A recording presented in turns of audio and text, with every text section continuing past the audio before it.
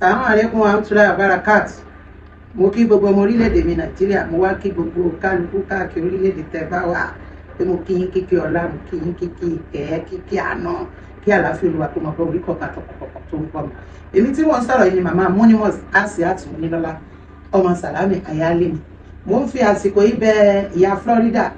Ẹ kú dédé ìwòyí ẹ̀yin èèyàn wa, ẹ farabalẹ̀ kí ẹ máa bá wa ká lọ lórí ọ̀rọ̀ Monimus àti Lizzy Anjorin. Ìyá Monimus ti padà jáde o láti wá bẹ Lizzy Anjorin lórí ìjà tó wà lẹ́ẹ̀rin òun àti ọmọ rẹ̀ tí gbogbo wa mọ̀ sí Monimus. Ó ní kí Lizzy Anjorin má bínú o wípé òun ò kí ń ṣe oníwàhálà, ọmọ òun náà ò kí ń ṣe oníjọ̀gbọ̀n. Ó rawọ́ ẹ̀bẹ̀ sí ẹ̀yin èèyàn wa, ẹ wá nǹkan fìdílé tàbí kí ẹ fìdílé nǹkan, nítorí nínú fídíò yìí náà lẹ́ ó ti máa rí bí Lizzy Anjorin náà ṣe jáde tó wá bẹ̀ ìyá Monimus tó ní kí ó má bínú wípé òun ò kí ń ṣe oníwàhálà èèyàn, èṣù ló kàn fẹ́ dà ẹ̀rín wọn rú. Ẹ̀yin èèyàn wa, ní báyìí ẹ máa bá wa ká lọ lórí fídíò náà, ó ti yá. Wípé kó má bínú o, má bínú torí Ọlọ́run àtàlọ́bì ọmọ rẹ̀ sọ̀rọ̀ láì mo bì ọ́. Kọ́mẹ̀ntì tẹ́ ní wọ́n kọ́mẹ̀ntì lọ́lá kì í ṣẹni tí Monimus ń ṣe tí wọ́n kọ́mẹ̀ntì ọjà tí ń tà tára kankan pé kò ní dáhùn máa tẹ fóònù fóònù tí ń tẹ̀ kò lè kọ́mẹ̀ntì bá ti pọ̀ kò lè wò ó bá sì lò kí wá ṣe tí ń fa wàhálà Monimus ẹ lọ bèrè ẹ dáadáa oge ló lè ṣe ẹtọ́rọ̀ ọlọ́rọ̀ kan káwọn sọ̀rọ̀ tèmi lẹ́gbẹ̀ẹ́ ẹ̀gbẹ́ kò kàn èmi tí mo jẹ́ ìyá ẹ̀ téèyàn bá ṣẹ̀lẹ̀ tí n bá ń bínú bí mo ṣe níbi ìbínú ó tún máa sọ fún mi pé Ìyálọ́lá ẹ̀wọ̀ ẹ ṣe sùúrù, Ìyálọ́lá ẹ̀wọ̀ ẹ má fa wàhálà bó ti máa wí náà. Ṣùgbọ́n mo bẹ̀bẹ̀ mo ní kó má bínú torí Ọlọ́run àtànábì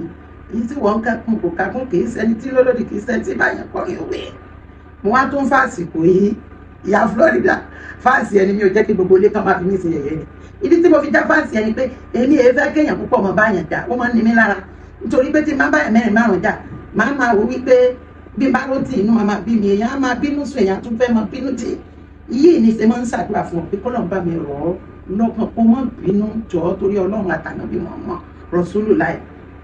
Asiat Monílọ́lá Àyọ̀ká má bínú sí i, má jẹ́ káráyé fi wá tajà torí Ọlọ́run àtànábì, torí wípé ipò tiẹ̀ tó wà ó dàbí ẹni tó wà federal tó ń lọ bẹ́ni tó wà local government jà. Ọmọ kan ti sọ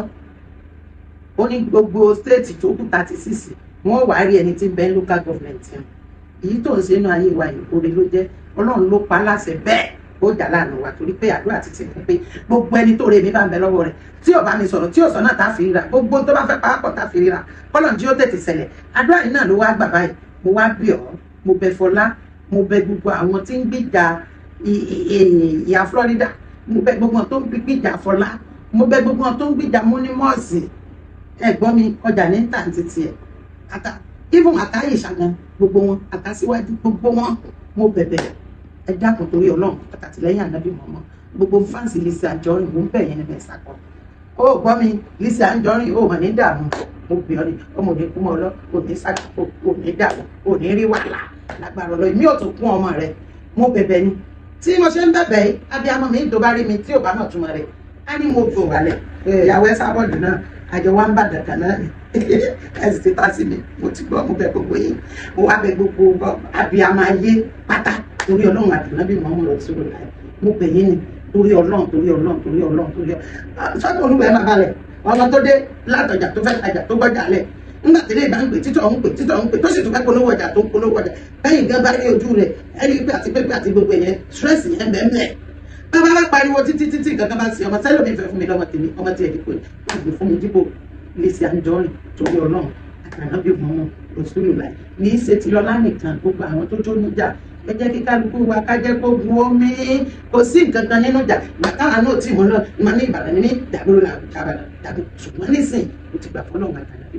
èmi ìbínú gbogbo ẹ̀yin àfá gbogbo ẹ̀yin ẹni Ọlọ́run gbogbo ẹ̀yin wòlíì ẹ bá mi bẹ̀ ìyá Florida ó má bínú. Assalamu alaikum warahmatullahi wabarakatuh. Mọ́mì Asiat ẹ̀ka lẹ́mà ẹ kú ọ̀rọ̀ ọmọ ẹ kú ọ̀rọ̀ òbí lórí ọmọ. Èmi náà máa bẹ̀ yín pé kẹ́ má bínú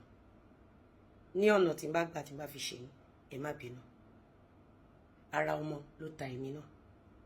náà ń dúró fún àwọn ọmọ mi ni ṣó ti yín èmi náà kì í ṣe oníwàhálà. Mo lérò pé ẹ gbọ́ fídíò tí mo ṣe tán kí n tó ṣe first video yìí láti sọ fún yín wípé mo rí fídíò yín àgbàlagbà ní wọ́n dẹ̀ ń fa àgbàlagbà wọ́n máa fi tẹ ọmọdé lọ́rùn ní kí n má sọ pé wọ́n fi yan ọmọdé jẹ mi ò rí ṣe oníjà mi ò mọ̀ yín rí ṣó ti yín mà but nǹkan tí Monimo ṣe tó tún wá kọ̀ tí ò feel remorseful mo lérò pé tẹ́ bá wo fídíò tí mo play kí n tó ṣe fídíò yìí téèyàn bá jorí ahun omi á bọ́ lójú ẹ̀